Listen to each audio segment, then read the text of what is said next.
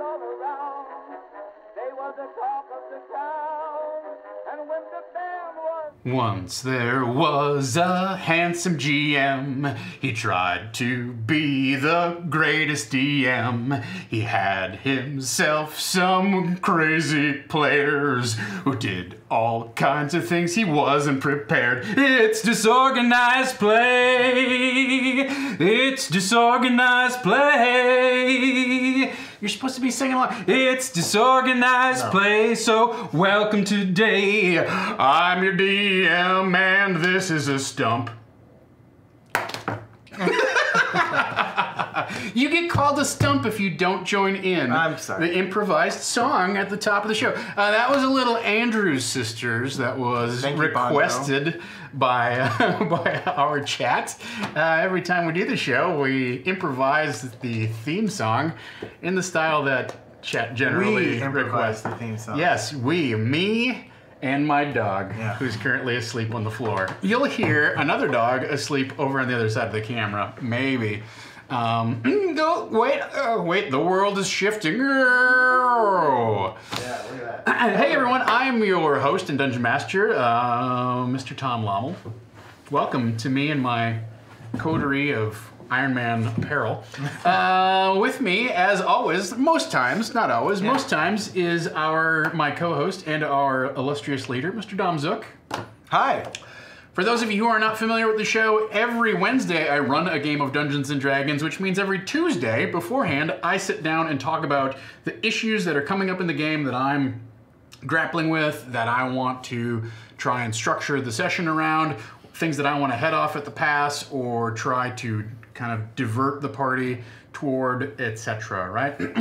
So I discuss that with you. Along the way, you get no end of my own personal GM advice and philosophy. You can take it for what it's worth. I have years of experience gaming, but that doesn't mean that what I tell you is going to work for you, or even that what I tell you is something I'm actually going to do. That's true. As evidenced last week when we spent an entire session talking about how to create an engaging boss fight, essentially, and then I abandoned that plan altogether, and we did a gauntlet of skill challenges or tests. I don't necessarily want to call them just skill challenges because I don't think that's what it was, but it was definitely like a trial of the PC's character, right? So we're going to talk about that today. We're going to talk about what worked and what didn't work in that set of in that gauntlet, right? In the Trials of Celestian. We're also going to readdress creating a dynamic combat, because I had some different ideas this morning about creating a dynamic combat that all of my previous stuff applies to, but I want to talk about a completely different technique that meshes with what we've discussed, but maybe integrates it in a different way. And so I'm calling that Beyond Bloodied. It sort of takes off on the bloodied attribute or the bloodied game mechanic that we used back in 4th edition D&D. So that's what I've got. I don't know, Dom, is there anything you want to chime in on? Were there any highlights from last week and last session that you want to particularly call out before we get started here? Well, first I'd say that Harold is the Lewis and Luigi is the Martin in this lineup. Thank you, DJ Regular. Last week, no, I don't think I have anything offhand. I mean, you know, the thing that I keep pulling away from is it's a demon, and how confident that Amy was that it was a demon. That was so funny. That song, oh my, like, I can't tell you. If you have not watched last week's show, I don't know if we posted any of the clips. You can go into the Discord and watch the clips, but clips are there, yeah. But episode is up. Definitely go back and watch at least. we started the song 3 times and could not get through it. So, and that was my favorite part. Was like, let's just abandon this. We can't make it just happen. Move on. It was classic Iron Keep in the best way possible. So yes. So for those of you who are wondering why I decided to do that, I don't know that I have a good answer. I think part of it was I saw that there was an opportunity to subvert expectations. Okay. Like, we had been talking all week about, oh, it's a big fight, it's going to be a big fight. And honestly, like, that was boring to me. That we're gonna go right into this fight. I don't know. It wasn't like, for whatever reason, it wasn't grabbing me as an idea the way that it was presented, and also that it wasn't a good cliffhanger, right? If you know exactly what the next episode of the cliffhanger is, it's not a good cliffhanger, right? So that was part of it. Was I wanted to, like, oh, you thought it was going this way? Guess what? It goes this way. The other piece of it was, I knew that in the adventure as described, there is this whole trial that they're supposed to go through in order to reach Master Shelfie, right? They're supposed to go through this, like, leap of faith thing or whatever, the water thing, and they're supposed to go through this magical maze, and there's one or two other challenges, right? And there was supposed to be a challenge where, in order for them to get clued in on what was going on, they were supposed to give the second half of this password of fairer is the day, but fairer is still the jewels of the evening. Right. And I had cut that thing out. And I felt like those pieces of the adventure were key parts of the adventure that I couldn't just erase with my editor's brush or my editing pen, right? I couldn't just cut those away. And I didn't want to put them in later. It felt kind of like anticlimactic to have this big fight and then, oh, now you have to go through this gauntlet of tests. And I was like, why not just dump them into the gauntlet of tests and then have them pop up into the boss fight? Sure. Which I think I felt like that worked. You know, like, I think it was just as effective and fit in just as well as going into the boss fight and then having them go through this maze of stuff. So I wanted to make sure that whatever happened in this tower, we're going off script and we're really compressing the adventure to try and fit it into the number of sessions that we've allotted. And I wanted to make sure that part of it, that there's this test that these monks undergo, I wanted that to get expressed through play. I wanted them to explore that. And that was really one of the main motivations behind putting in this sudden gear shift from, oh, we're going to fight this guy, to ka-chunk, he pulls a lever and you drop down this shaft. So that was my thinking. So if you're wondering, like, oh wow, what happened between Tuesday when we talked about how to create this dynamic fight environment and Wednesday night when all of a sudden literally the rug gets pulled out from under you and you drop down the shaft into this test, that was my thinking. Was I wanted to make sure we got through that component of the adventure. Right. So that's that. So let's talk a little bit about what I called the Trials of Celestian, which was the bulk of, that was the entirety of last week's adventure, right? So we had 5 encounters, technically 6 if you want to count encountering the statue.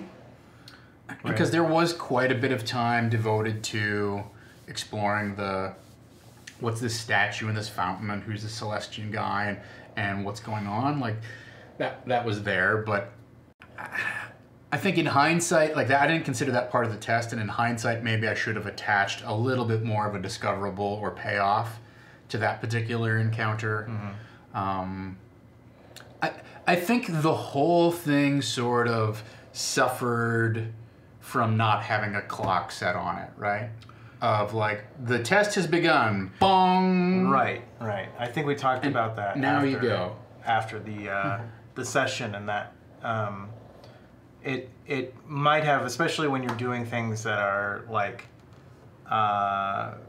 skill checks in the broad sense of the term, but also you're just trying to continue things going, because you could have people testing things out ad infinitum. Right. But if there's something that's like, I remember doing a escape room one time, and there was a bridge room, basically a hallway, and you open the secret door, everyone piles into the hallway, and then the secret door shuts behind you, and there's no other door. And you have to figure out the code to get into the other room. Okay. As the walls are basically closing in on you. So while we were there, like in the room before, it was just like, okay, this, that, all right, let's do, you know. But then once we got into this room, it was just like, oh crap, you know, put these things together and get this together, and okay, then finally we got it. It adds an element of expeditiousness. Is that a word? Yeah. But that's, I feel like it can help. It helps focus, I think, at a table sometimes. So I 100% agree with that, and now I'm going to offer my counter argument and tell you why I did not include a clock, right? Which is, the very first challenge was this challenge of discipline, right? And the premise of the challenge, they go into this library with all of these books, right? And there were these very mundane or tedious tasks that were set before them. So there were books in disarray, there were books that were broken, there was a book that needed to be copied, they needed to go find a bunch of books throughout the library, and these are all not glamorous. I will, like, 100% like say they were deliberately not glamorous, right? But the idea behind them is that you have to stay focused on them, and no matter what happens, keep doing it until you complete the task. It was a test of discipline, right? Right. The idea was like this could take you 3 hours to do, and that's okay. If you keep doing this for 3 hours, you're succeeding.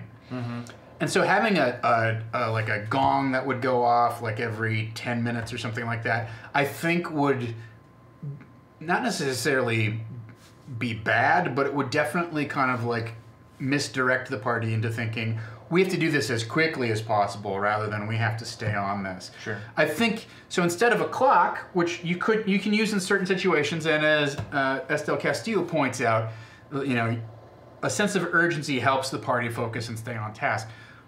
I think rather than giving them a sense of urgency, what I should have given them was some sort of idea of whether they were passing or failing the challenges in a way that was set up ahead of time, so that like they were maybe like 5 lights or 5 candles that might appear over the statue's head, and each time you passed, it would light up either red or green or whatever magical mechanism you wanted to use, right? Yeah. But that would then, like, because there was still debate at the very end of the whole thing, like, did we pass one of these challenges or did we fail it? And half the party was like, we thought we failed it, and half the party was like, no, we did great in there. And giving them like a definitive like yes, no, like feedback of there are 5 tasks ahead of you, and these are gonna sparkle with glowing energy every time that you successfully pass one, I think would have helped give them the feedback to complete it without necessarily it being like, let's rush to do this. And I also feel like let's rush to do this is a great trope to use, but I don't think it's appropriate for a test of monks and sages who are like patiently gathering knowledge, right? It feels very off theme, off brand for them to be like, complete this as quickly as possible. That's not what they want. They want steady, methodical work, you know. And in the first challenge that they did, that was the goal. I think I failed in setting them up with here's how you know whether you will have succeeded or not. I think I also failed in not making it explicitly clear that this was a challenge. Like I think if this had been the second room, they would have gone, oh, okay, this is a test. Whereas they knew it was a test. They were told it was a test. And yet they went into the first room like it was a dungeon to explore and not a challenge to be met. Right. No one at the table was like, well, what's really the test going on here? Nobody said that. Even though they knew that they were in a test. Right. I think it was an especially difficult test to pass. The structure of that test is directly antithetical to an adventuring mindset, right? So the idea that you're going to pick a task that is mundane and keep doing it no matter what else happens is antithetical to the adventuring lifestyle, where when you see something happen, you go to investigate it. You don't do boring things like make lunch or fix a book or copy stuff down. You do interesting things like search for traps and you know, like Amy was trying to do, I want to make a book, you know? You do creative things, you don't do boring things, and then you don't do them for long periods of time, even though with a wave of my hand, I can go, I sit down at the table and I copy every single page of that book, however long it takes, until I get to the 5-hour mark. If it goes more than 5 hours, then I want to check in with you and think about what I'm doing differently. Like, that's all you need to say as a player within the framework and the fiction of the game. But the conventions of the fiction and the conventions of the game, and on top of it being on stream, all work against fulfilling the task in that kind of like cut and dry manner, in that direct, you know. It's funny because D&D really does lead you into like a round by round accounting of what you're doing, and it doesn't give you the sense, even though it's not explicitly written in the rules, it doesn't give you the sense that you can say, okay, for the next 4 hours, I do this. That's not D&D. D&D is about what do you do on your turn, and that slices everything into what you do on your turn, right? As Estelle Castillo points out, like, it's not a behavior that players are trained to montage their own actions or to take a narrative jump in the fiction. We are now seeing DMs do it more often, and I encourage you to do it as a DM as often as possible, but it's not, you know, a behavior that players are expected to exhibit or try to influence on the fiction. And in some, you know, in some respects that's fair. Like, you can't say like, I'm gonna do this for 4 hours and somebody goes, well, 10 minutes later I decided to do this, you know. And like all of a sudden the whole framework of like what's going on starts to fall apart. So it was a particularly difficult challenge. And it was probably designed in a way that is not easily grasped or embraced by our D&D players who are in a dungeon. Fair, okay. That's fine. I mean, they had all of the clues like on their sheets, right? Like something about Monday. That particular memory was not set in a library, but it said sort of plain surroundings, discipline focuses the mind. They could have, and this was the part that I think where they also fell down, and I don't know how to do this without like just grabbing them by the nose and leading them to that. They could have reviewed their collective memories and said, what seems like something from a test that we remember? Sure. And they have never, honestly, at all, compared the group of memories that they have assembled. That was the other part of it, was like the reason I injected this encounter into the game, or this set of encounters, rather than going into a boss fight, is I wanted those memories to like play more of a central or a kind of a highlight role, right?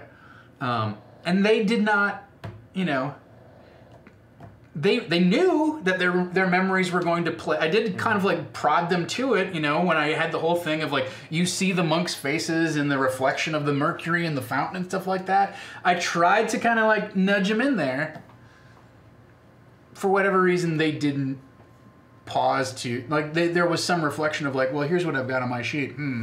How about that? But there was never like a group like, let's use this as an opportunity to leverage what we've received in the form of these memories to see if we can kind of crack what this test might be about. Sure. That's fine.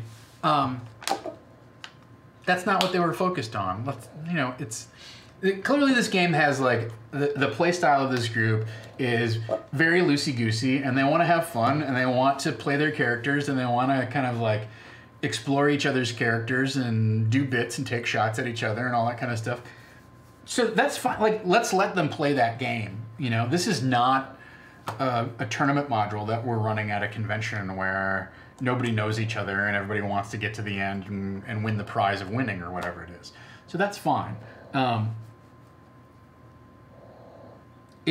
think maybe my point there is it's fundamentally an interesting design and it's a challenging encounter. Mm-hmm. It's not necessarily well suited to this table, or it could have been better suited to the circumstances that they found them in. I think that room would have been easier for them if it had been the second room that they had done the test in.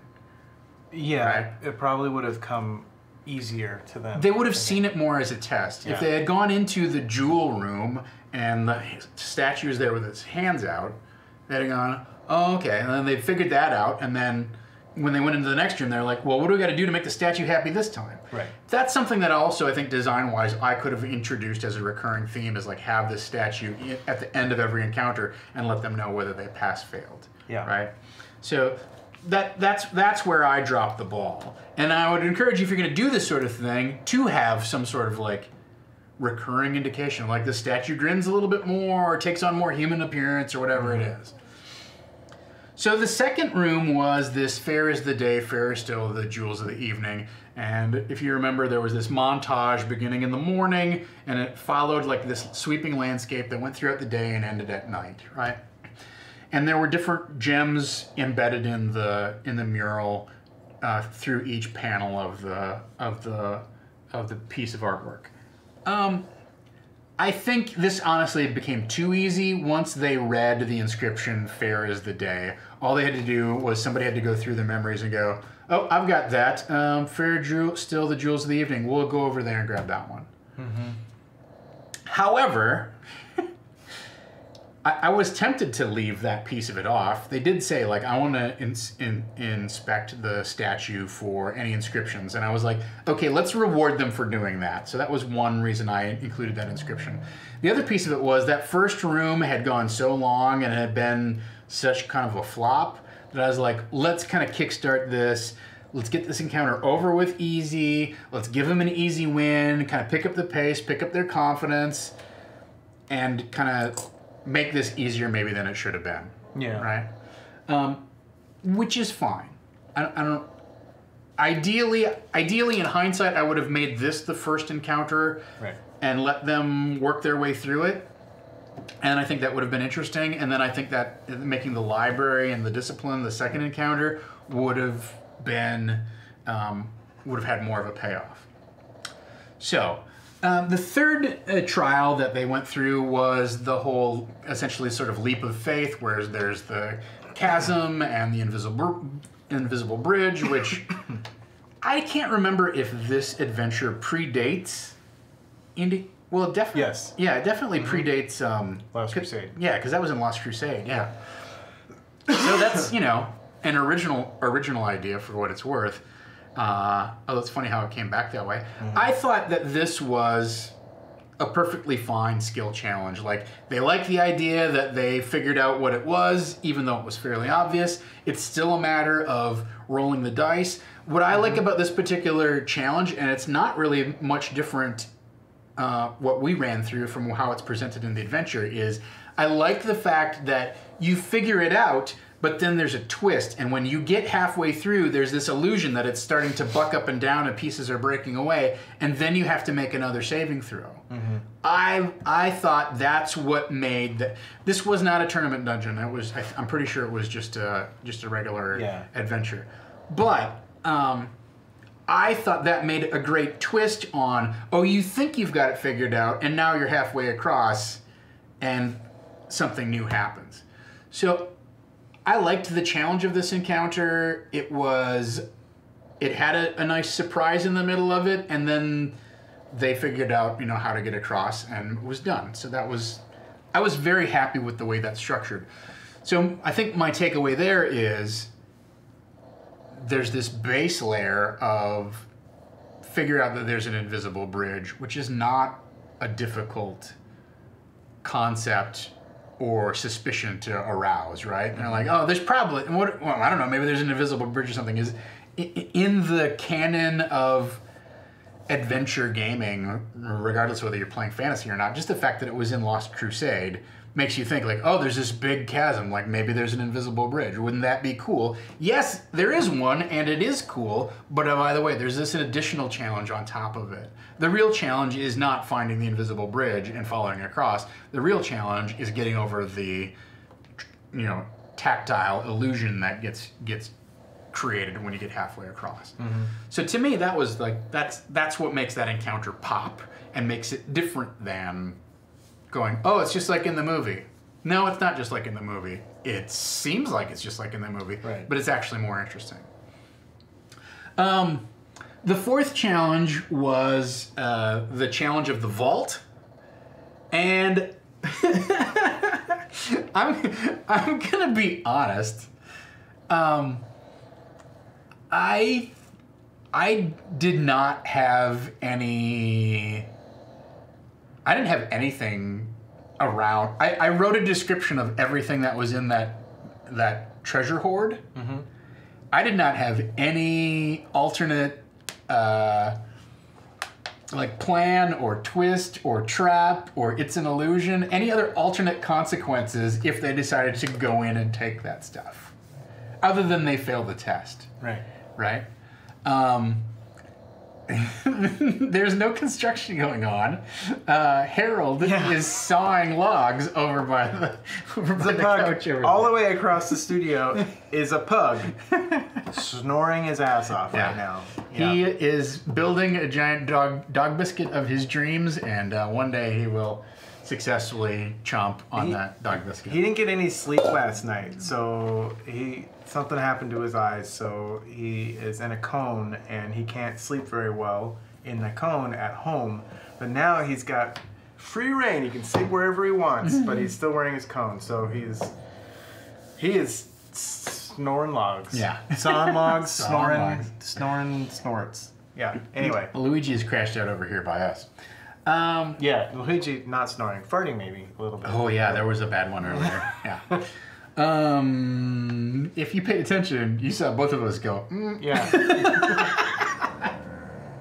Yeah, you know you're That bad. was him. If you heard That's that. right, buddy. I didn't. So the only consequences was throughout this entire test, each one that they successfully passed, they gained advantage on a different type of saving throw, right? So if they passed the discipline test, they were going to get advantage on any will saves that they made, right? If they got, they passed all of the other ones. So it was like dexterity, intelligence, and constitution. We're going to get to those, but there was actually like a payoff for passing those tests, right? But the vault, I was like, it's just open. And here's some things that sound an awful lot like artifacts if you want to, there's an orb with a dragon around it. There's a box with some teeth. I will give him the teeth of Dovlinar. Yes, I will. 9 of the 32, why not? Yeah, I thought Havana the player showed remarkable restraint, but Strum... It was both. character. It was like, wasn't it? I don't remember if it was Amy and Kyle, but there were a couple players who were like, well, maybe there's stuff that's not gold and not magic items that we wanna, that we could, like, they were very close, and Amy was like, no, I shut the door. Yeah. And then they were like, but what if? And I'm like, do you want to lock the door? She's like, I'll lock the door. Yeah. Yeah. So I did not have any recourse. Like, if you were to design this, I suppose you could pull some sort of thing where, like, oh, it's just fool's gold, and this stuff all has Nistel's magic aura on it. I wouldn't, I guess. I wouldn't. I would maybe do a thing where it looks like a pile of gold, and then it turns out only the top, like it's a casting, so only that it's not worth 14,000 gold pieces, but it's worth 1,400. It's not. I would still give them some sort of like reward for taking stuff, or maybe some of those items are cursed. Right. I don't know. That seems kind of dangerous. Maybe that's why they're all in there, is because they're cursed items. I don't know. You're allowed to have a little bit. I would say have some reward in there, and have some things like this. These teeth are cursed, and if you put them in your mouth, you start speaking all in infernal. That's the only thing you can speak. you know, or whatever. That would be, I think that's an interesting outcome. I think it's boring and predictable for all of it to be an illusion, all of it to be counterfeit, all of it to be Nistel's magic aura, all of it to be cursed. Like, you know, get them in trouble, but get them in the kind of the good kinds of trouble, right? Or give them a mixed result on that one is how I would approach it if they were to steal stuff from there. I will also note that at the beginning of this adventure arc, Chat Unlocked, they get access to an artifact at some point. Who's to say that's not still going to play out? But there were definitely opportunities to get their hands on at least one. Yeah. There's clearly a deck of many things that are in there, right? Which like is a notorious campaign destroyer. But... I think James V called that out. Yeah, right? Maybe it'll come back, you know? Yeah. If they somehow fulfill the quest that they need to do, maybe, you know, maybe Talfi or Shalfi or whoever will say, since you've completed my quest for me, I'll let you use the deck of many things that we have in the vault or whatever. Jeez Louise. I am curious how many people are watching and following along with the original PDF. I'm curious about that. We're not very deep into it, really. Yeah, we haven't gotten We're taking a very abridged approach to it. Obviously, I'm editing heavily, and but I am trying to cram in kind of the highlights, right? That's what I like to do. So those are the four main challenges. Now, each one of those challenges gave you advantage on a different type of saving throw, right? And the final challenge was this barbed wire maze, and I really like. Here's my reason I put this thing together was I'd already used the magic maze where you just walk in and are overwhelmed by the twinkle lights.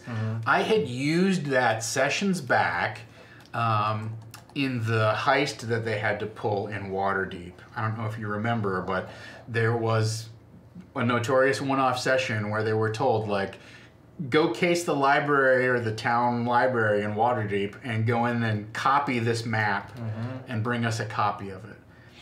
And they had to go through this scintillating maze of magic, which I had stolen directly from this adventure.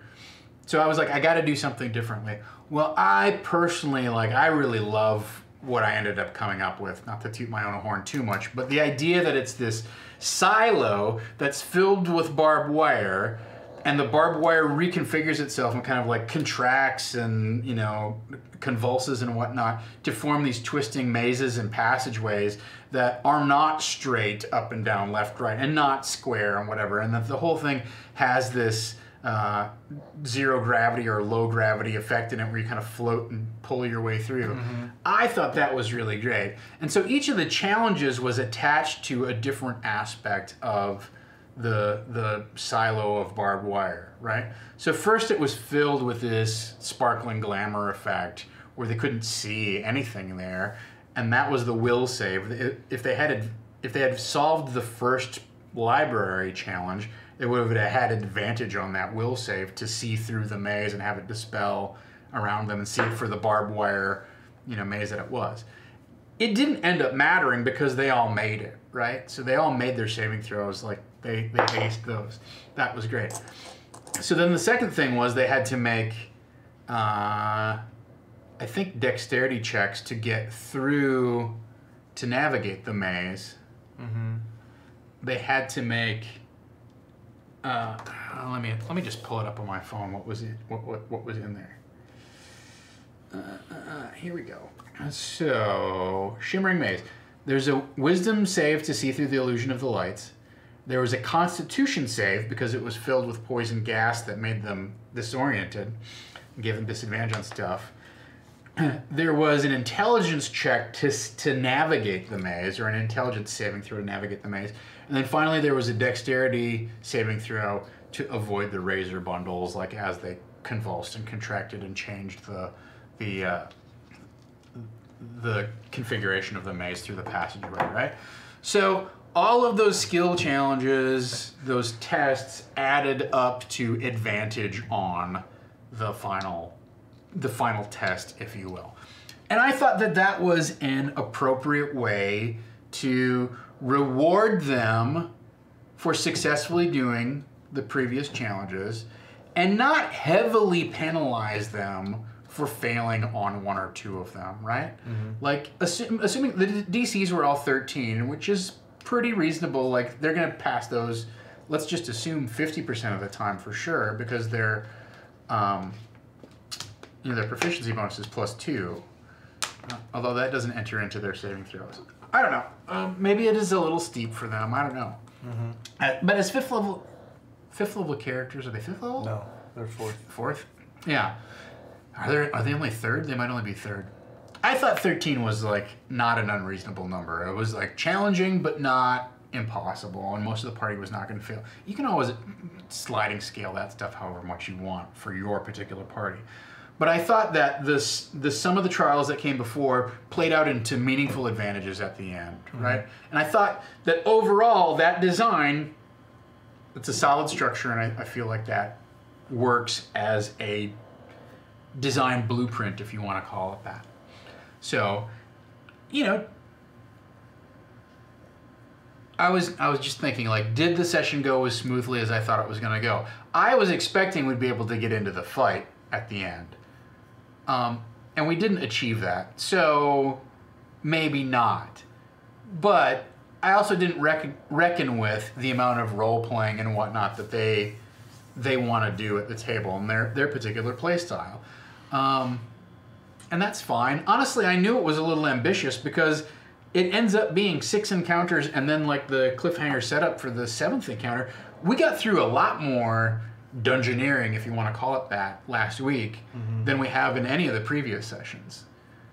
And part of that is just the structure of like, they understood, okay, we're in this gauntlet of tests. Let's go tackle each of these tasks. And then one was discreetly over, and let's do the next one. Whereas a lot of times in the game so far, the task is to travel, and it's never really discreetly finished. It just kind of pauses, and there are interruptions where they encounter things, and nothing ever really comes is cleanly segmented, right? So that's the Trials of Celestian.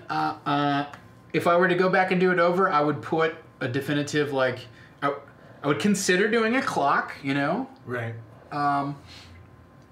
But I would also definitively have a pass-fail indicator at each stage of the test. That's the only thing that I would do. And move 2 to 1. I would move 2 to 1, yeah. I mean, technically, I knew that the left one was the door to the jewels, and the right one was the door to the library, so I was being sort of like slavishly true to what I had written down in my notes. Sure. But yeah, in hindsight, I should have just fudged that into a false choice. I'm not a big fan of doing that, but I think it would have run smoother. You know, this next time in hindsight, yeah, I would have done that, made sure that that was first.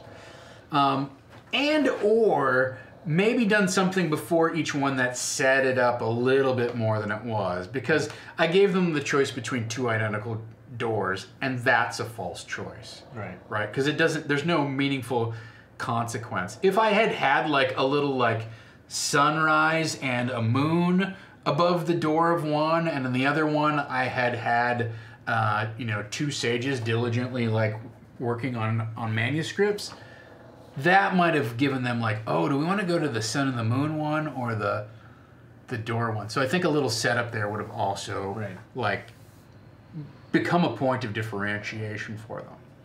So those are the things that I would do. But if you take all of that advice together as a bundle, I think it's a great blueprint for how to lay out this type of session, and it gives you some ideas. And I think the other takeaway here is it's important that not necessarily everything is a skill challenge, right? Well, first of all, copying the books wasn't really a skill challenge. Yes, we made them do some rolls of like, oh, you want to copy this, use your forgery skill or whatever. That's fine, but it wasn't really a skill test. Right. And then secondly, like the open vault is purely a test of like character and resolve. It has nothing to do with, I mean, maybe it has something to do with your stats of like, well, my wisdom is 14, so I'd know better than the fool with this. Okay, fine. But it's really just a role-playing kind of like test. I will say that in the discipline one, while they were copying the books, as I mentioned on stream, they were supposed to be interrupted by these gnomes who come in and kind of start their own hijinks, right? So these 3 gnomes walk in and they sit at a table in the library and they start being noisy and boisterous, and they get out like a bottle of wine and they get out lunch and it smells delicious, and they offer do you want to join us? And you know, whether they stay on task or not, who knows? And then it caps off with they want to start playing this gambling game, but they're like, oh, there's only 3 of us. We really need a 4th. Anybody, you know, we need at least 4 players to play. We could play with up to, you know, 7 or 8, but did anybody want to play? We were so deep into that encounter, I was like, I need to end it because they've already failed it. Yeah. You know, would have been interesting and fun, but I think it would have gotten away. I also think it makes that discipline encounter, it just doubles down on the idea that you're supposed to do something that adventurers don't do, which is not engage with the NPCs who come walking into the room. Right, yeah. Like, it's auto failure, right? So, I don't think those gnomes would have helped them at all. Probably served more as a distraction, which is what they were supposed to be. The reason I left them out is they would have extended that encounter even further, and I was watching the clock, and I'm like, I gotta tighten it up. So I think it would have been fine if they had been the second encounter. They'd have been like, oh, okay, this is a test of willpower. But I don't think it was fine for being the first encounter. It's fine. All right, so I'm going to try and keep us pretty tight on time today. I have an audition that I have to go to after this, so I can't run super long, like, you know, the extra half an hour we typically do here on Disorganized Play. Okay. So the other thing that I want to talk about is I had I guess a revelation or a bit of inspiration this morning about designing dynamic combat. And I know we talked about it last week, but this particular approach that I'm going to discuss, although it's very rough, it's really kind of like a rudimentary idea in my head, I think dovetails nicely with the discussion that we had last week, right? So, we're going to talk about going beyond bloodied. Now, for those of you who are not familiar with 4th edition, and that's fine if you're not, I don't care. Like, it's no big deal. I played an entire campaign in 4th edition. Whether you did or not is not relevant. The point is, there was a game mechanic in 4th edition called Bloodied, and it applied to characters, but it also applied, sometimes it applied to characters, but most often it applied to monsters. Mm-hmm. And the idea was that it was basically like a health meter, right? On the one hand, it was a health meter. When you got to half hit points, you were bloodied.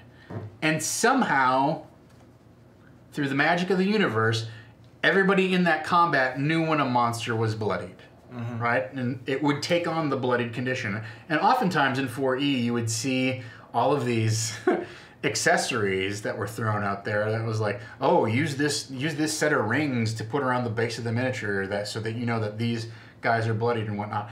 Because it had 2 things. Like, number 1, it would trigger a mechanical effect for the players where when you attack someone who's bloodied, you get this particular advantage or whatever, right? So when players saw that,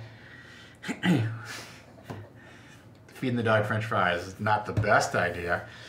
When you saw that a character was bloodied, you go, oh, and now I'm going to pull this move on him because I get extra damage, or I can do this sort of, I can slide him or throw him prone or whatever, right? So that was one piece of it, was like a hit points meter, so that you kind of knew how far into the fight you were. And you'll still hear people say that, like, is he bloodied? Yeah.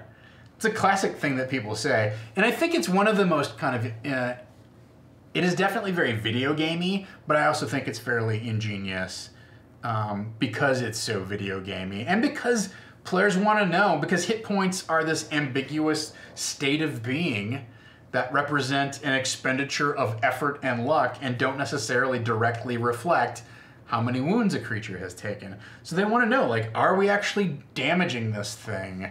How much more damage do we have to... Should I bring out my big guns? Those are all kind of questions that are behind, is the monster bloodied? On the one hand, it was a hit point meter, right? The second piece of it was it functioned as a boost meter. Hey, Julicost, thank you for subbing up. You can give me or anyone at any of our games a reroll here. Like me. No, well, Dom can get one. He's playing on Friday night. He's playing Wild Cards. You can also give a reroll to someone in our Starfinder game. That's tonight at 8 Pacific. Yep. So those are 2 prime opportunities. Or you can give a reroll to any of my players. I don't recommend that. Because I'm a killer GM. Awkward. Do with it as you will. I can take it either way. So the other thing that it functioned as was like as a boost meter. So when you took this much, oh, it's Rosalind's turn. All right, I see how it is. Rosaline. Okay. Very good. All right. Make a note now. Make a note. So there were monsters, when they got bloodied, it would generally trigger a secondary set of attacks, or some sort of effect would happen, or they would unleash this ring of necrotic energy, or whatever it was. So it was a... Thank you. I like that you have it scheduled out. Yeah, all right. Okay, so August is where... That's where I really... Apparently. Yeah. We've only got 2 sessions of Iron Keep in August, so don't sit on it. Make sure you get in early. So that was another kind of secondary mechanical implementation of what Bloodied was. They got to 50% hit points, and something would happen that they would unlock a new power, right? And I think it was something that definitely has a video game fight feel to it, but I also think that's not a bad thing, right?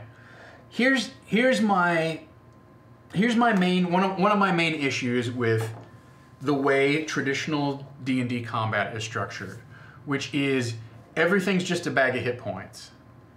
And it doesn't matter whether a creature has 1 hit point or it has 101 hit points. It can do the exact same things as it could in either situation, right? Mm-hmm.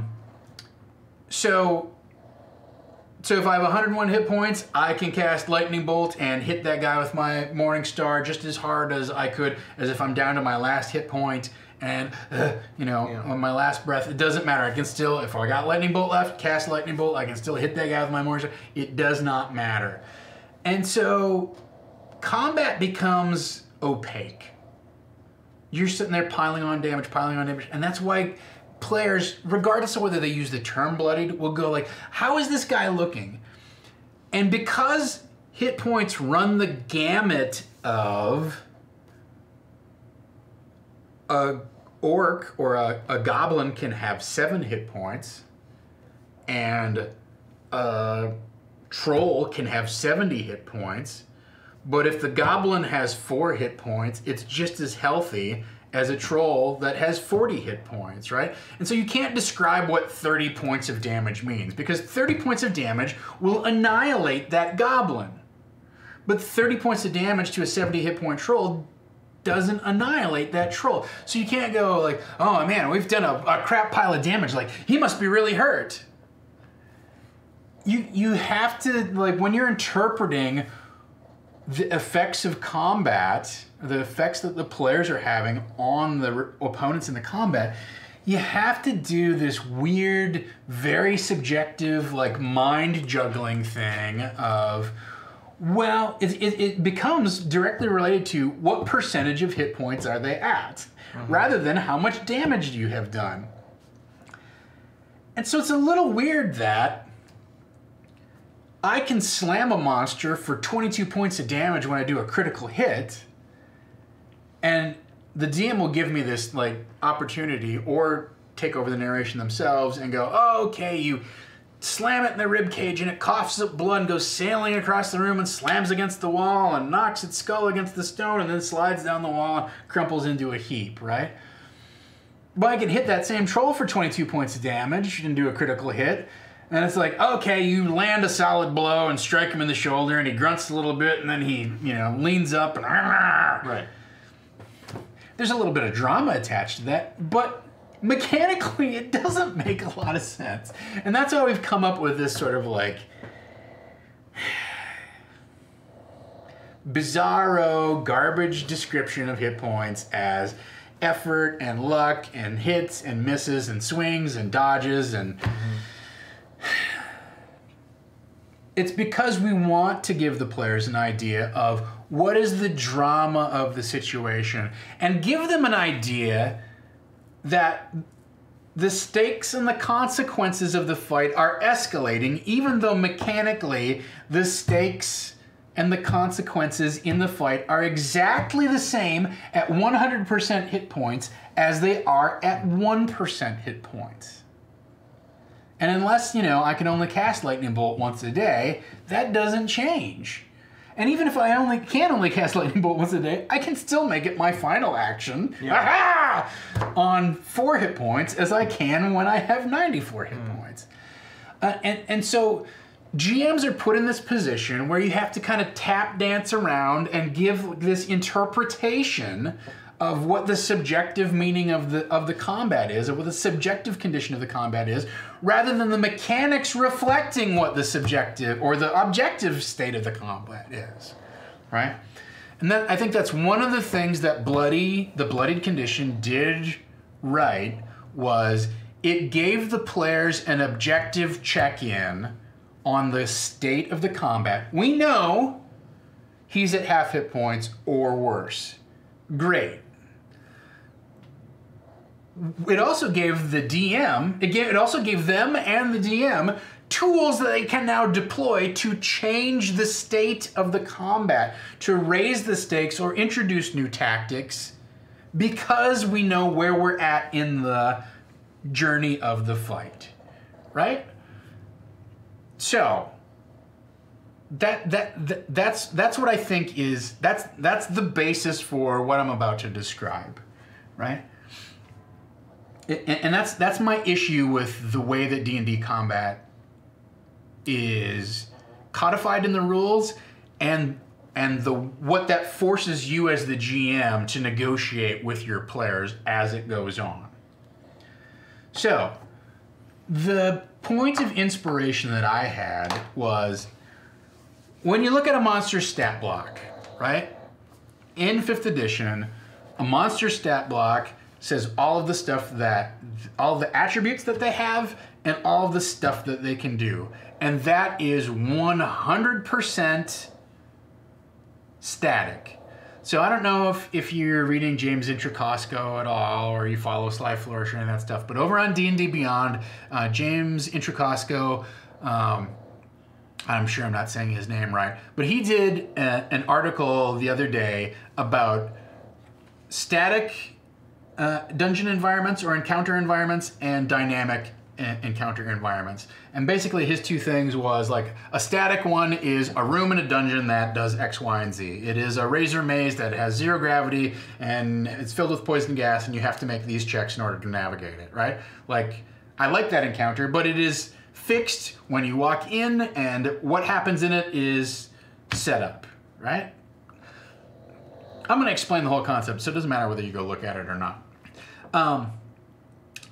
His idea of dynamic encounters, environments, like, he takes the advice of, like, a trail that leads down to the lake. And so you might have a point at the trail where an ambush could be set up, and there might be loose stones that they push down at you from up above, or they gain advantage from being up on the boulders on either side. Great. And then you go down further and you come to a cliff, and it's difficult terrain because there's a bunch of loose rocks there, and that's another part of it. And then down at the bottom of the cliff, there's the lakeside, and maybe there's summon monsters that can come out of the lake or whatever it is, right? But it's all like, it's all connected. You can traverse from one to the other, and also each different area has something different about it that you can kind of either plug in or not plug in. So I was thinking about this, and I was thinking, monsters are largely static. When you look at them, they have a full complement of the stuff that they can do, and they have a fixed set of things that happens to them, right? Their armor class is fixed, their hit points are fixed, their movement is fixed, their saving throws are fixed, all that kind of stuff, right?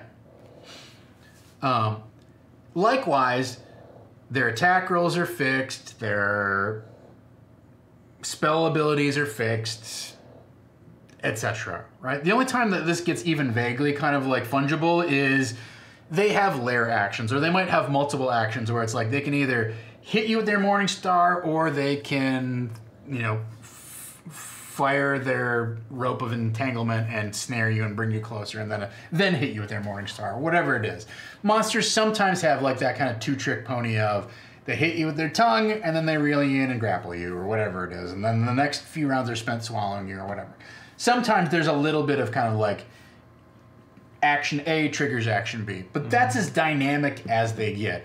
And the only thing that you can do is go, all right, well, I'm using this spell-casting hag, and she has these 6 spells at her disposal. I don't know about you, but invariably, the way I end up approaching those things is she has full hit points. She should come out guns blazing with her biggest attack. All right, she's going to cast Lightning Bolt. And then, as we get deeper into the combat, I start kind of trickling down my list of things going, I don't know, she's going to cast Obscuring Mist, or she's going to summon Fog, or what does she got now? She's got Misty Step. Okay, she Misty Steps over to the Bard and then hits him with her claws. Like, you kind of are faced with the idea of, I'm going to start with the most interesting stuff, and then as the combat goes on, this is what I find myself doing, I start kind of scraping the bottom of the barrel of like, oh no, that spell sucks, that doesn't apply here, that doesn't, what she really needs is some hit points back at this point, or she needs a way to flee, but that's not going to happen. Okay, well, she's gonna attack the fighter. 17 misses you, 19 misses you, and a 14 misses you. She doesn't do anything interesting. All right, your turn. We shred her to pieces. Anticlimactic, it's over. Right. Like, sometimes you need a combat to end that way and the villain to be ineffective. That's fine. Like, you can find a way to shape this stuff.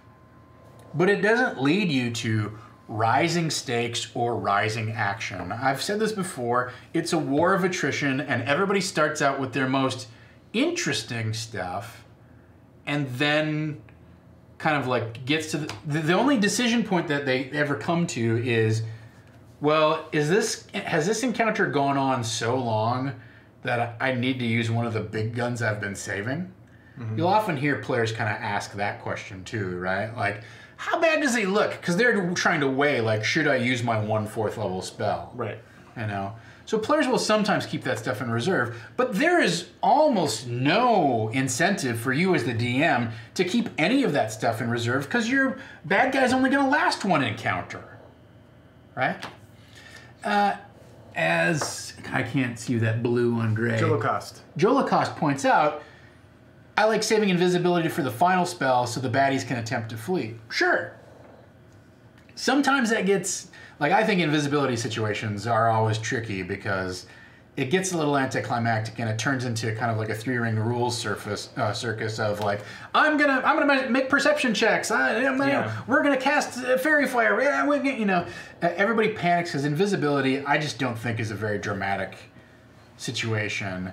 It's a pass-fail situation largely, where the players go, either they know where the hag is or they don't, and the ones who fail that roll just go, okay, well, I don't know, I guess I'm going to let the cleric try and do something. Cleric, do you have any cool spells? No, I built my character around healing, so I don't have anything cool to do, but she's over there. Does that give me another check? Yeah. Yeah, on your turn you get another check. Okay, great, well, who's next? You know, that's invisibility. Good scene. Good scene. It's not a good scene. I'm not saying that it's wrong, but, you know, anyway. So, so here's the idea, right? Just to cut to the gist, which is rather than, and this is specifically focused around a keystone combat, right? A milestone moment that you want to have with your players where they're really like, this is going to be a big bad encounter or a major lieutenant or something like that. This is not necessarily meant to be implemented in every single combat. But instead of looking at monsters as 75 hit points with a smorgasbord of abilities that are all available anytime, why not look at monsters as bundles of hit points with abilities attached to those particular tiers of the monster? Okay? So if you get to a certain hit point... So in 4E, when you got to Bloodied, yeah, the players got a mechanical advantage that kicked in. They got some mechanical knowledge that helped shape the drama of the combat and tell them like how far into it we are. Right. And then thirdly, usually the GM unlocked a monster ability that when they're bloodied, they get to do this or this happens, right? Well, this idea, going beyond bloodied, is let's divide it out even further. So, especially for higher hit point monsters, if I have 60 hit points, maybe that first 20, I have this ability, which is I can cast a minor, I cast Eldritch Bolts, right? That's what I do. And then for the next 20, it might be something like, okay, my Eldritch Bolts turn into an electric field that surrounds me, and I can make touch attacks with that thing, right? And then the next bundle of hit points might be I recharge the energy into myself and I give myself 10 temporary hit points or something like that, right? And I agree that this is a difficult, this is an advanced GM move, right? I don't just recommend you willy-nilly implement this. You gotta be level 2 or higher. You gotta be at least level 3 to do this. Fortunately, I have barely cleared the threshold of level 3 and currently am enjoying a long plateau of level 3 antics. But the idea is, rather than looking at your monster of all of these abilities available anytime and kind of like having to kind of pick up, well, you end up kind of like following a game plan anyhow, right? Of like, okay, I'm going to do my most powerful stuff and check off down the list. Instead, you can sort of like build in dynamic things that make the monster. One thing we talked about last week was levers and shakers, right? So things that change during the course of the combat.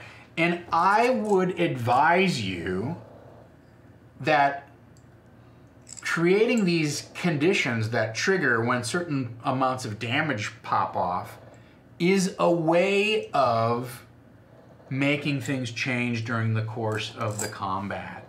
And drawing players' interest because suddenly something has changed.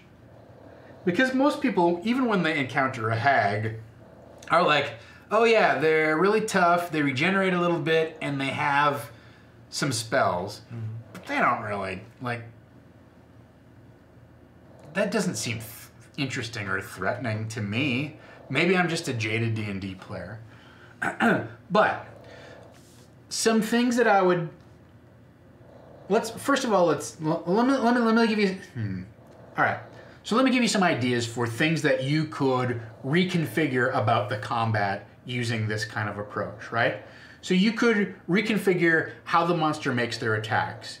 You could change it from they make melee attacks one-on-one to they do now a sweeping area attack that affects more than one creature. Or maybe they unleash an area of effect attack that can affect a group or a cone or whatever it is, right? So you can change the mode of targeting, like the number of targets that are affected. You could introduce, to use a 5th edition parallel, a type of lair action that gets unlocked when they reach a certain amount of hit points. So they could reconfigure, you could reconfigure the terrain, as in they stamp their hoof on the ground, and there's this shaking that rumbles throughout the building, and boulders fall from the sky and form like a wall of, a shield wall around the creature, right? So you can reconfigure how much combat area there is to fight. You can also reconfigure how hostile the terrain is to the party. They summon lava that springs up around them, or they flood the area with poison gas, or they change the gravity in the area. It doesn't have to be just making the area more hostile. It could make the combat area more fluid. Suddenly, you know, these sparkles and motes shoot up, these star-like sparkles and motes shoot up from their staff, and gravity is lowered, and everybody has like a levitation or a fly speed or something like that. You know, it can be also be advantageous to the party. I'm not suggesting that you strictly inflict penalties on them. I want you to come up with dynamic ways for this character, for the monster to pull off power moves that can either be a disadvantage or an advantage, depending upon kind of who you are. They could change the visual distance of the encounter space, flood the area with fog, and only the people who are within 5 feet can see it. I don't know if you'd want to, like, you could start with fog, and then when they get to 50% of their hit points or 20% of the hit points, it blows away or whatever, right? It goes away.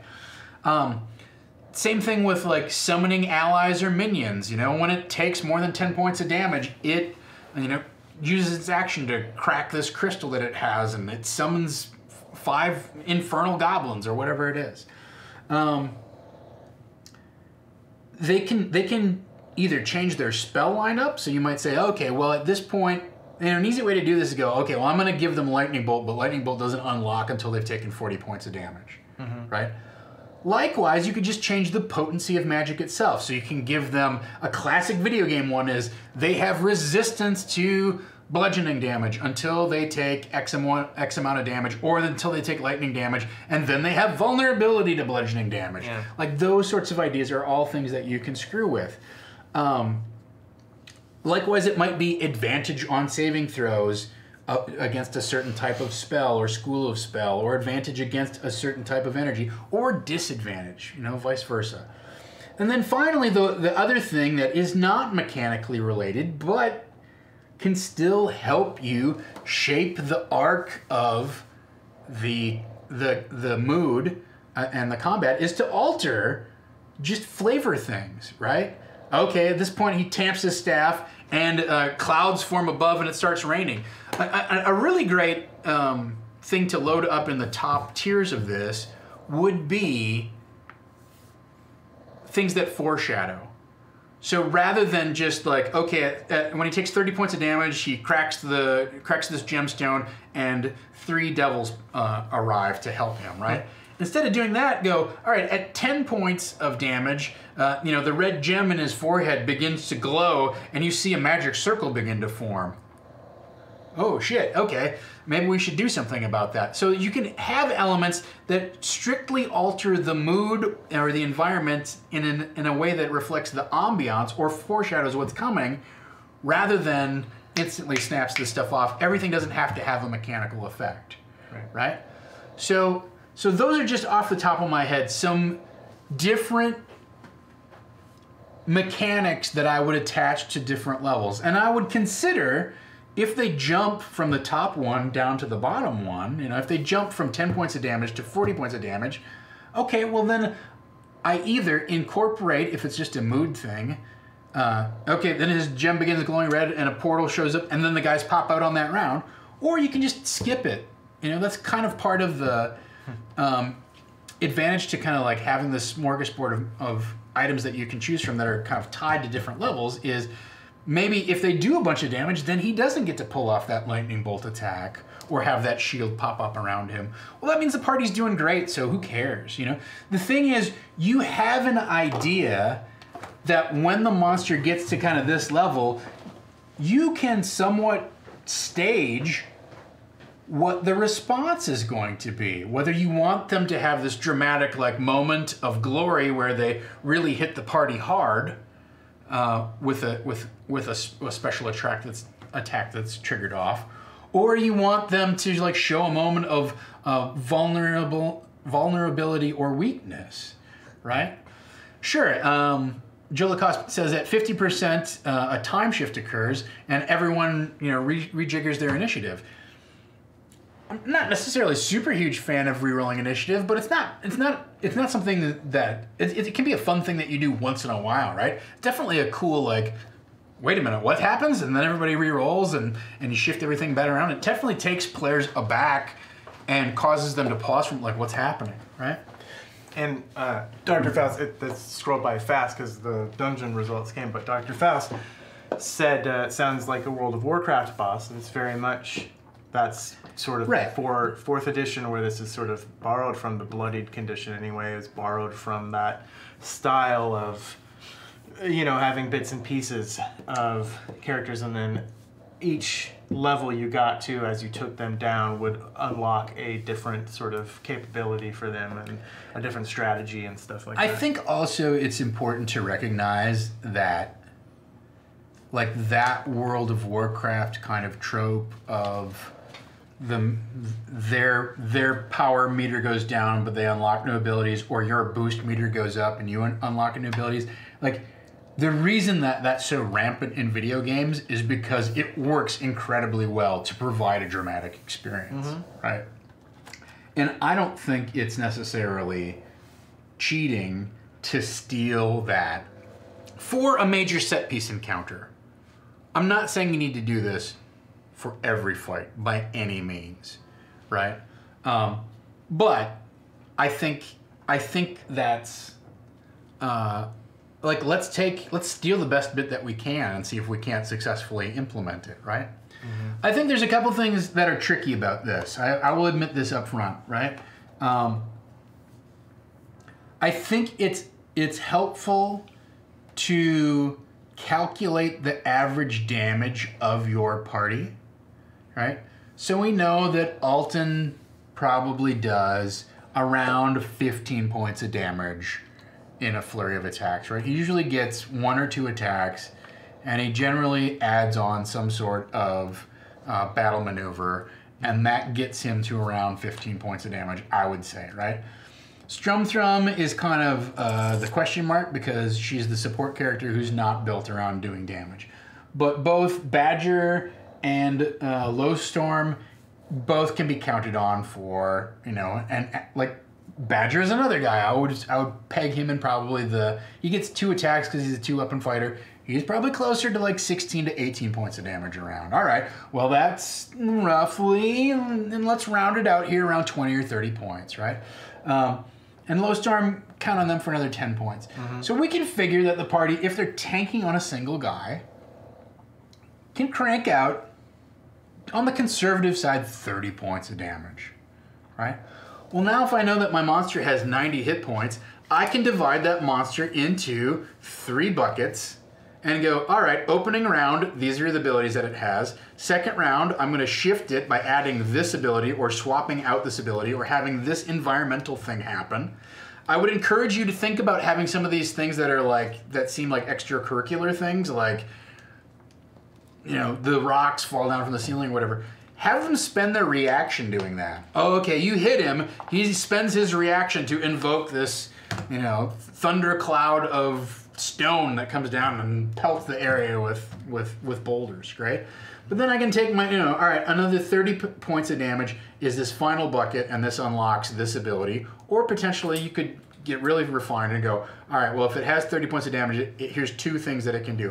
One thing I would definitely advise you is always have one kind of standard fallback attack action or thing that it can do if what you kind of prepped either doesn't apply or just doesn't fit in with what's happening in the combat that round, right?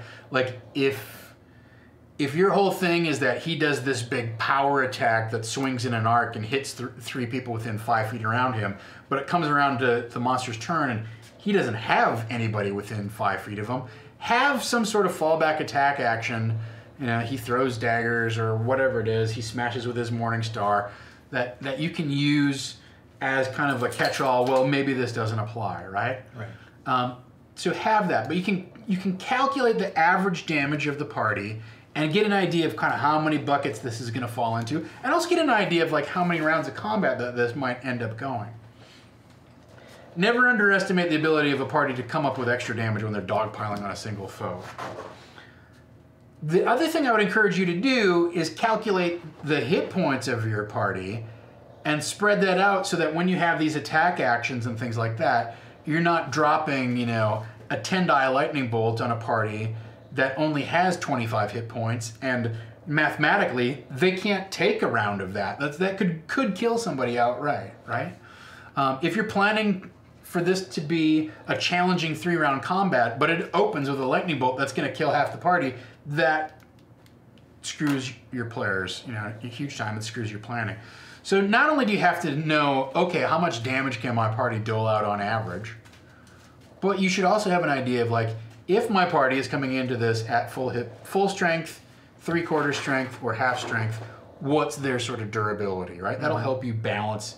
Because, you know, as Estelle Castillo pointed out, this is an advanced DM technique. I don't necessarily recommend it for everybody.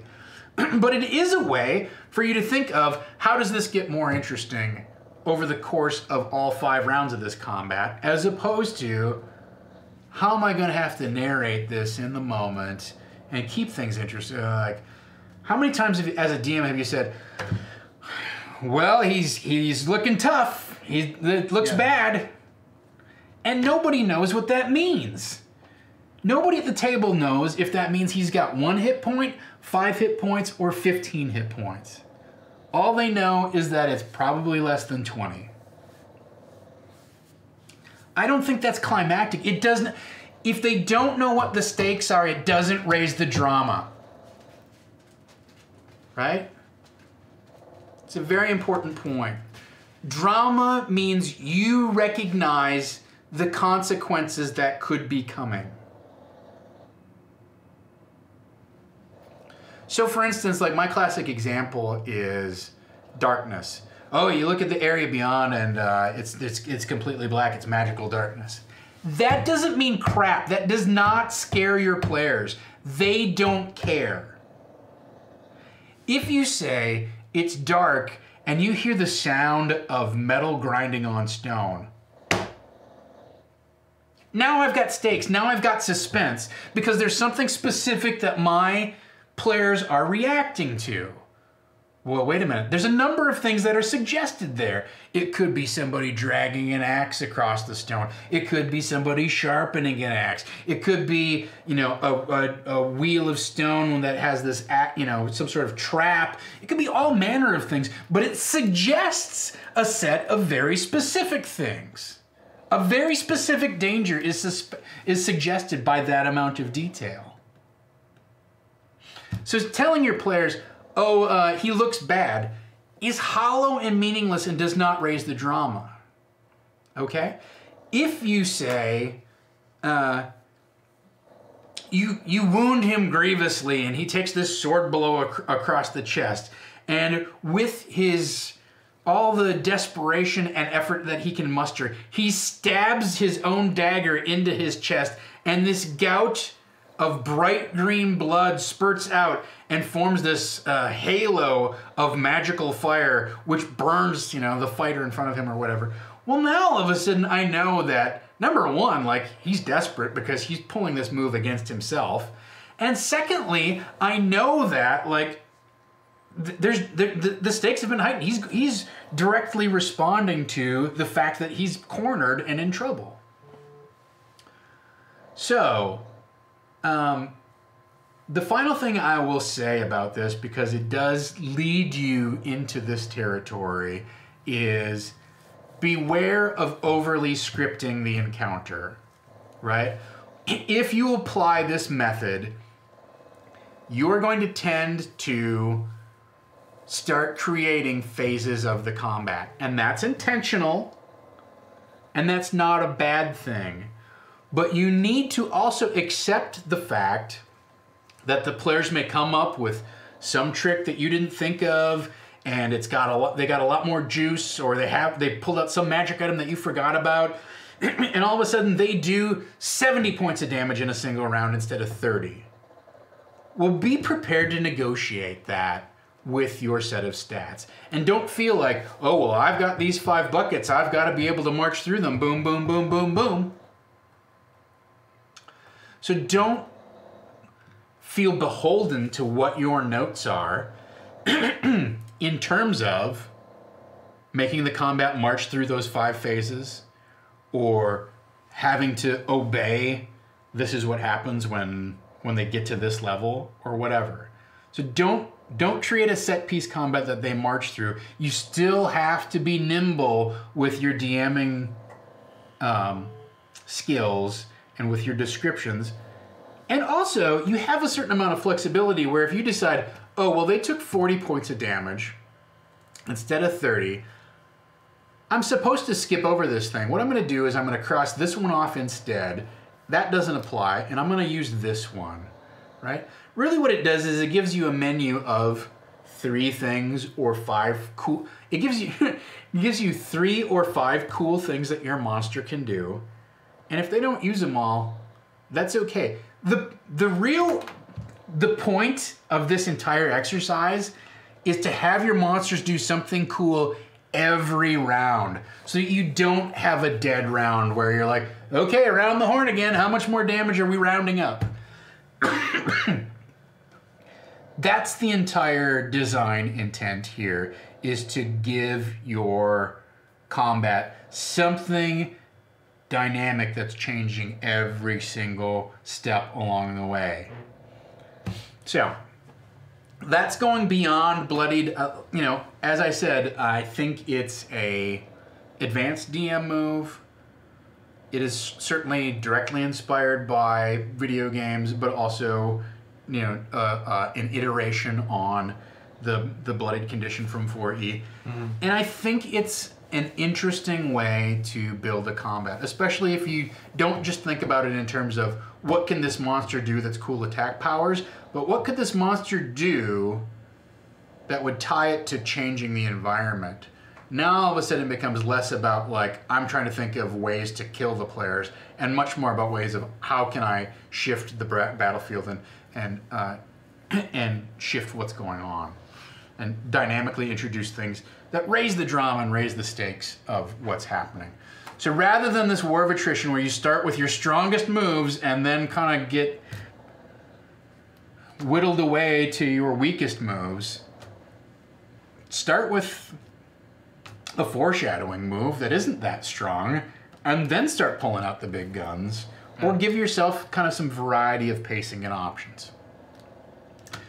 That's where that comes from. I'm going to try and implement this tomorrow night. Obviously, we have a big fight tomorrow night. I can't get away from that. I've set the scene. They've seen what's going on. I don't have plans to pull another, like, you know, you fall through another trapdoor. I'm not going to do that. I feel like it's an appropriate time for a big fight, and I think it will be fun. But I want to try to implement this, this method.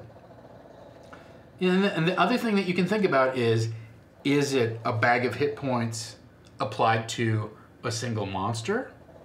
Or could it be a bag of hit, you know, amount of damage that the party does applied across all of my opponents, right? So maybe it's not so much this happens when this guy has taken 30 points of damage, but this happens when the enemies have taken, overall. So if they have knocked out one of the minions and done 10 points of scratch damage to the main bad guy, great. You know, the bad guy pulls out a motion of fire breathing. Terrific. That kind of thing. So, I don't know. I'm going to try it. We'll see how it goes. If you have thoughts about this, you can continue the discussion on our Discord channel. Somebody, I'm sure, one of our mods will pull that up for us in chat, but you can join us on Discord. You can also follow me on social media at Dungeon Bastard if you have ideas or questions. You can follow us at Saving Throw Show. I knew I said we weren't going to go half an hour over, and yet here we are. But that does wrap up our show for today. Thank you so much for listening to me pontificate. I had two pretty, you know, strong topics that I wanted to talk about. Maybe next week or before Gen Con we'll do a little bit more of an open Q&A session, because I know that week of Gen Con, most of the week is going to be dark, but we'll probably still have disorganized play. So maybe that'll be an opportunity for you all to shape the discussion and get the questions that you have about your games addressed here on stream. Mm-hmm. So coming up tonight at 8 o'clock, we have Starfinder. Mm-hmm. So join us for that. I am not going to be attending San Diego Comic-Con. I have no plans to head down there for the weekend. I've always said somewhat arrogantly that I'm only planning to go to Comic-Con as a guest. So until I get that, next week we will have Iron Keep, right? That's next week? Yep. Yeah. It's the week after that. That's the week of Gen Con. So we'll have a session this week and next week, and then we'll have, I believe, 2 sessions when we come back from Gen Con. Yep. Is that what we've got planned? Uh-huh. Yeah. So keep that 4 up. more sessions left. 4 sessions Including left. tomorrow. Yeah. So tonight at 8 we have Starfinder. Join us for that. Is Tyler back from his hiatus in Hawaii? Very good. So freshly rested and recuperated, join Tyler Rhodes and his band of Merry Misfits for our Starfinder game this evening. You can catch the rebroadcast of that if you're on the East Coast or in Europe and it gets too late for you. Tomorrow at 3 o'clock Pacific, we'll be rerunning it here on the channel. And then tomorrow night at 8 o'clock Pacific, we will have Iron Keep right here. You can see how in all of these crazy ideas, I don't know, is it really a wild idea? I feel like I've set the table for something big here, and we'll see if I can actually implement it and pay it off. But I am curious to try it. Remember, Disorganized Play is all about the ideas. Iron Keep is do about as I say, not as I do, because even I don't do what I do, as we found out last week. So you can catch us for that tomorrow night at 8, and then Friday at 8 o'clock we will have wildcards. You can let Dom use your subscription rerolls and whatnot if you are so inclined. Yeah, if you want to resubscribe. Yeah. Anytime now. Yeah. And Dom is also currently soliciting donations for the Please Don't Feed Luigi French Fries Fund. Or invest in a better filtering system there. As Estelle Castillo points out, this has been disorganized play, not organized play. So thank you so much to Farquaad and all of our regulars who help keep the channel safe, friendly, clean, and accessible. Thanks to everyone who subbed up. Please spread the word on social media, not necessarily about this show. If you want to about this show, that's fine. It's a little bit of a niche market since it's for GMs and talking about GMing issues. But please spread the word about our Starfinder game, about the Iron Keep. If if you've got friends who are into D&D, I think last week was a riot. I felt it was kind of the best combination of let's let these people kind of go off the rails and do what they want to do, and still have a entertaining and interesting Dungeons and Dragons game. So if you didn't catch last week's episode, you have 28 hours in which to do so. So go back and watch it. It was a lot of fun. Yeah. With that in mind, until next time, let's dungeon! Sing it with me. It's disorganized play. Yeah. Let's dungeon! You are a turd.